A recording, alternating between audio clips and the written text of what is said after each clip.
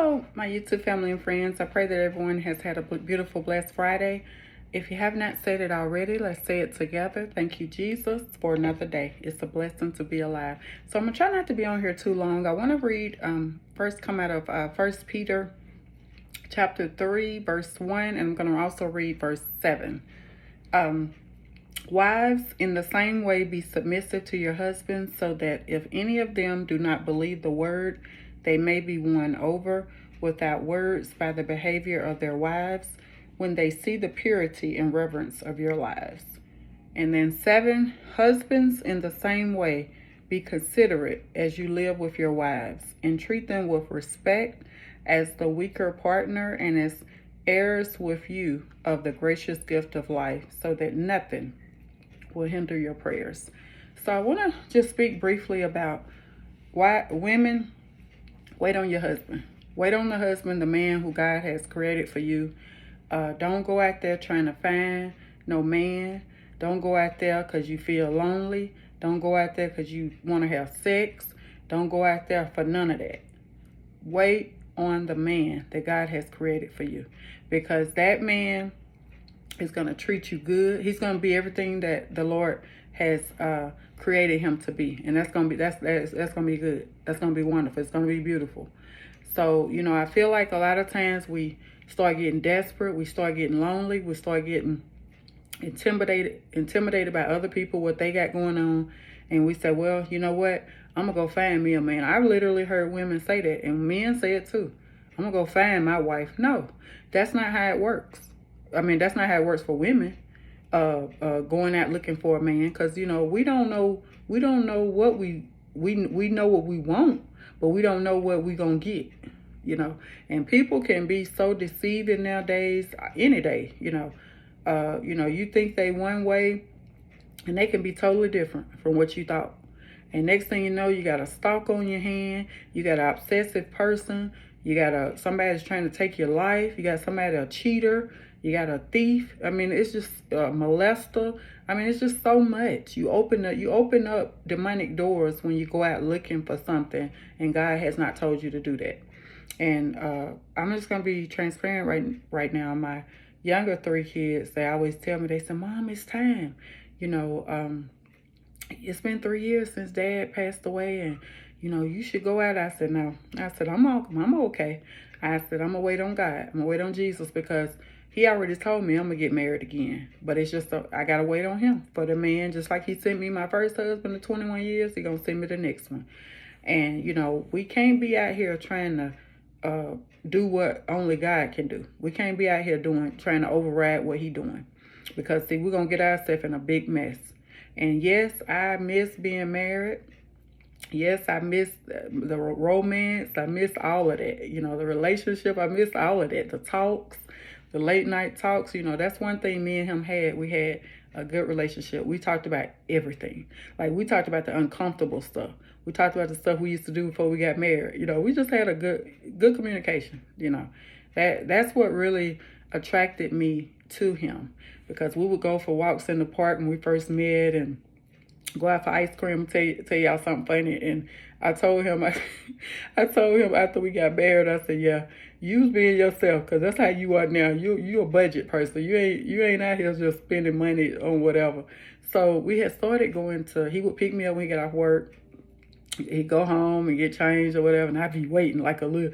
I just couldn't wait, because he had a sports car. And I was just so happy. I was like, okay, he almost get, and he'll text me and let me know call me and let me know he's on his way. And I would be so happy. He come pick me up, and I knew when he was coming, because his car it was a sports car, but it was kind of like not loud, but I knew when he was coming down the road. And so he come pick me up. We go to Baskin Robbins, and then we'll go walking in a park, or just go riding around. Oh, I love riding around. I love doing that. I love it. And we still did that after we got married. But anyway, we would the ice cream. So he would take me to Baskin Robbins, and so we did it quite a few times. And so there was one night he said, and this was just his true self coming out, because I guess he was like, "Yeah, we spending a lot of money on this ice cream." So he said, well, I think we should just get what can you like? We're going to just go to the store and get a half a gallon. And so I didn't laugh. I don't think I laughed in his face, but I was thinking about saying, okay, yeah, he's saying we need to save money. Okay. And so that's how he was when we got married. He saved money, and he believed in paying his obligations and doing what he needs to do. So, and so anyway, I later respected him so much for that, because he was the finance of the person for the family. But I told him, we used to laugh about that. He said, yeah, you was stretching that. You wanted ice cream every night, and that ice cream one, Baskin Robbins ain't cheap. And I would always get the same thing, the little sundae in the little cup. And then I think it was like $4. I don't know how much it is now. But with the little walled pecans or whatever on top. And I just, ooh. And he said, nah, we could just go to the grocery store and get a gallon, half a gallon. And so anyway, I just thought that was so funny, because he was just being himself. He's being himself. But again, my kids tease me all the time about that. Even people seem like I'm around at church, at my job. So many women. It's not everybody, but mostly I talk to a lot of women that are married, and I always ask them, "What y'all gonna do this weekend?" Or and I'm not jealous of whatever, because I've been married. It's just he died. But I'm not jealous of what they got going on. Or I'm not, feeling pity party for myself or nothing like that. But I like to hear, because I was telling a lady today, I said, I really honor marriage. And God knows that. And had it not been for death, we'd still be together, of course. But we used to tell each other all the time. I told him, I said, ain't no divorce here. And he said, nope, it ain't. I said, it's to death do us part. And little did I know that's what it was going to be. But it was okay, because God got the last say so. But I thank the Lord, how we met and everything. But I know that the Lord is going to send me my second husband, and it's going to be, he going to be everything that I would need him to be, and how God has created him to be. And like I said, ladies, don't go out there looking for no man because of sex, or, infatuated with a man. That's lust. That's all that is. Stay focused on Jesus Christ, and he know the desires of your heart. He will sustain you. And I've shared this before, but I want to share it again. The doctor I went to when I first moved here, she was asking me, they do the questionnaire, and she said, she was asking about sex. She said, are you having sex? I said, no, I'm a widow. And so she said, yeah, but are you having sex? I said, no. And so she looked at, I said, my late husband passed away in 2021. So she looked at me like I had two heads, on my body. And like I said, I later thought about that, and I said, well, she had every reason to look at me like that, because, I'm sure she don't hear that every day. I said, I have not had sex since my husband passed away, and that's been 3 years. And so she just kind of looked at me, because I guess in this day and time, that's unheard of. But it's not unusual for me. Because like I said, it's so much going on out there, y'all. You just, you better stay focused with Jesus. You better stay focused on Jesus, because you just don't want what out there want for you. You don't want it. You just don't want that. And it's just please stay focused. Wait on God. Wait on God to send you the man He has for you. Because like I said, it's gonna be beautiful. It's gonna be lasting. It's gonna be all of that. Don't go ahead and get anxious and get you don't impatient, and you say, well, I just want to do what I want to do.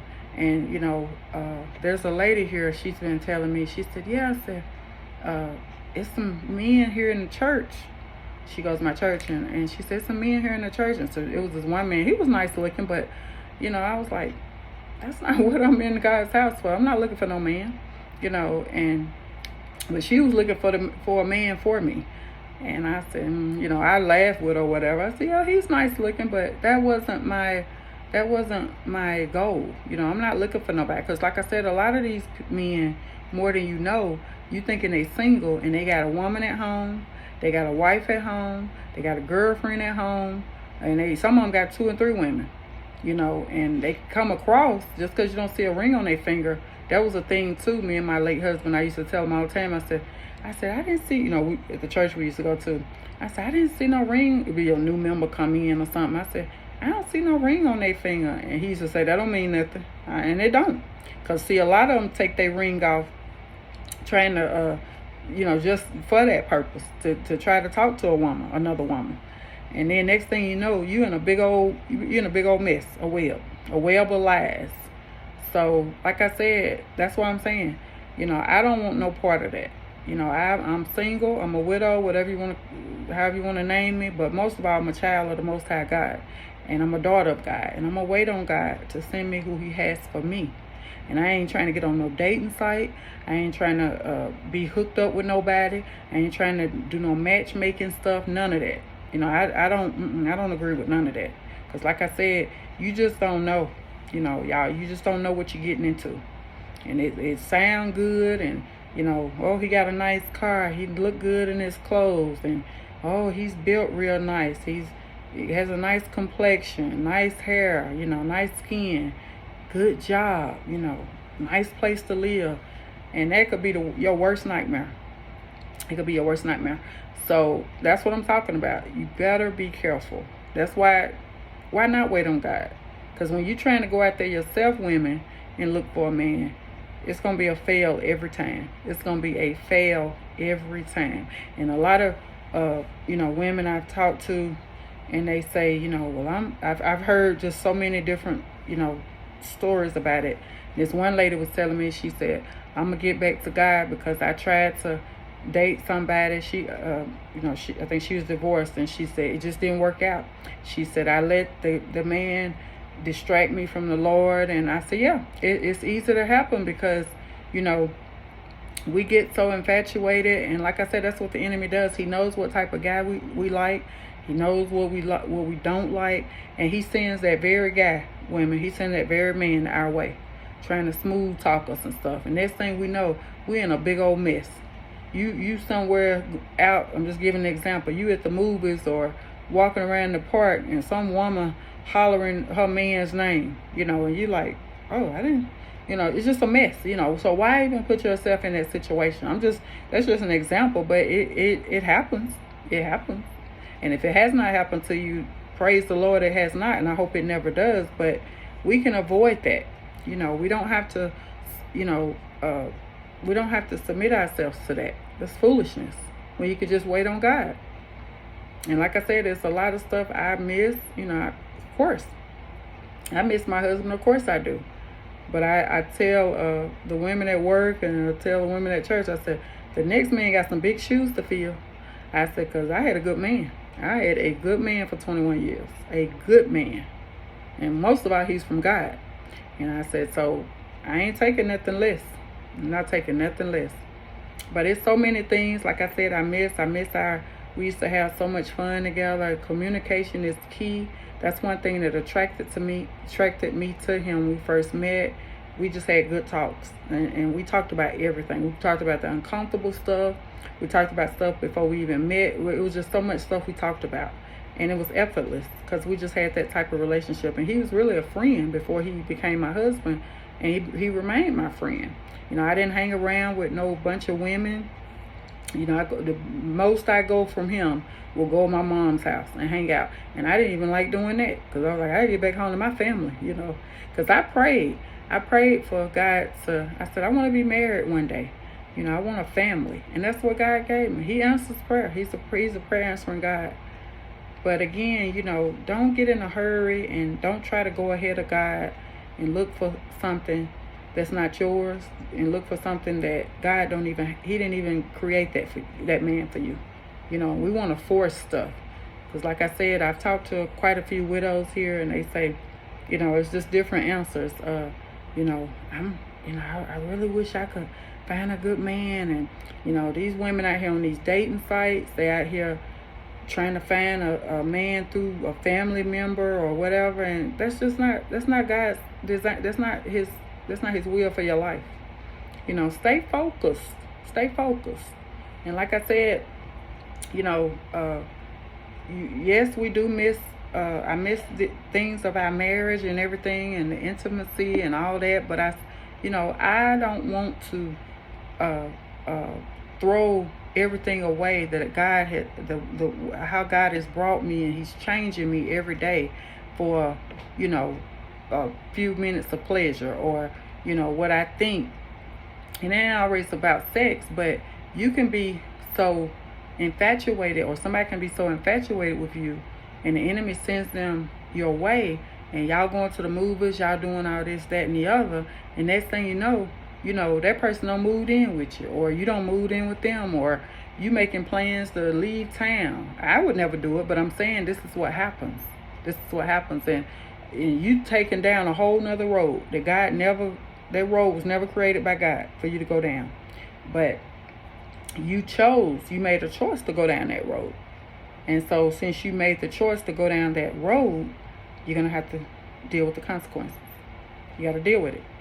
So, ladies, let's just be mindful, and like I said, when he first passed away, everybody was, oh, you're so, there was a lady, she asked my mother-in-law, that's what my mother-in-law told me, pray it's true, but she asked, my mother-in-law said, the lady asked her, said, your son's wife, said she's so young, said, will she get married again?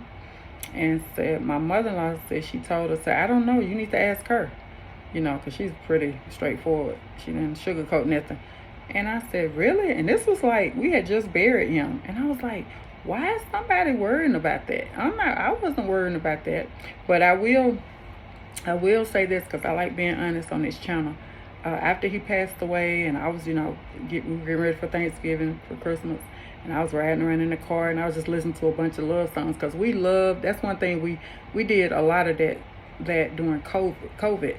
We just put the TV on YouTube, and we just go through listening to different songs back in the day, 80s and the 90s, the early 2000s, and just love songs, High Five, and Babyface, I'm just being honest, and because we just, that's what our teenage years, so that's what we had that in common, and we really enjoyed that, and that was something that we shared, and we listened to gospel too, but we loved, and this a song called, I think it's titled Forever, and Regina Belle and JT, I forget his last name, but he's from Kool and the Gang. They sing that song. That's a beautiful love song, and it's from the movie Tap. But I remember telling him, I said, I've never watched that movie. He said, where you been?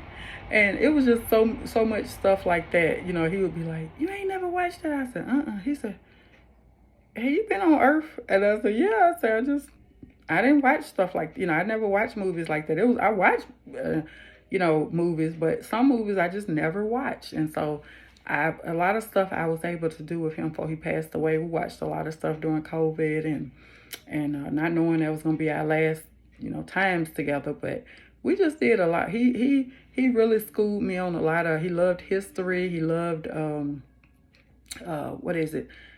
He watched Western sometimes, but history, and he loved, forget that show. He used to love watching that show where they go around and collecting stuff, and used stuff to put in their store. I can't remember the name of it right now, but he loved watching those two guys go around different states and stuff, and it was just so, it was just so much we shared together, and we, like I said, we had the best laughs, because we'll be laughing about stuff with family members, or we just had a good relationship. It's just a good relationship, and of course, I do miss that. I miss it a lot.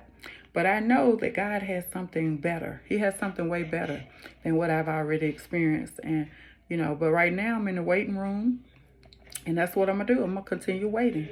But like I said, marriage is beautiful, and it's even more beautiful when you wait on God. So ladies, please wait on Jesus to send you the man that he got for you. Don't go out there looking. Don't go out there trying to make a man, build a man. I told my sister one time, I said, she was in a relationship, and I said, sound like you trying to build him up, build a man, I said, you shouldn't have to do that. She didn't want to hear it, but I was telling her what God gave me. I said, that's not how that works. And I said, and the relationship didn't last, of course, because that man was not for her. It was just a waste of time. So again, ladies, wait on who God has for you. Quit going after searching. Quit going after trying to be seen by somebody. God knows what you need. He knows what you like. And he's going to send you who he has for you. But you got to wait. And we think we missing out on something. What is it? He's making you better each and every day. He's making the man better each and every day. So you ain't gonna miss nothing. His timing, God's timing is perfect. So as always, I pray that you always hear Jesus speak through me and not just me. I pray you've had a beautiful, blessed, wonderful day in the mighty name of Jesus. I love you, but remember, Jesus loves you so much more. The best is still yet to come for you and for me. God bless you. God keep you is my prayer. Have a beautiful, blessed night and weekend, and I'll talk to you all later. Bye-bye. Please remember, ladies, wait on God.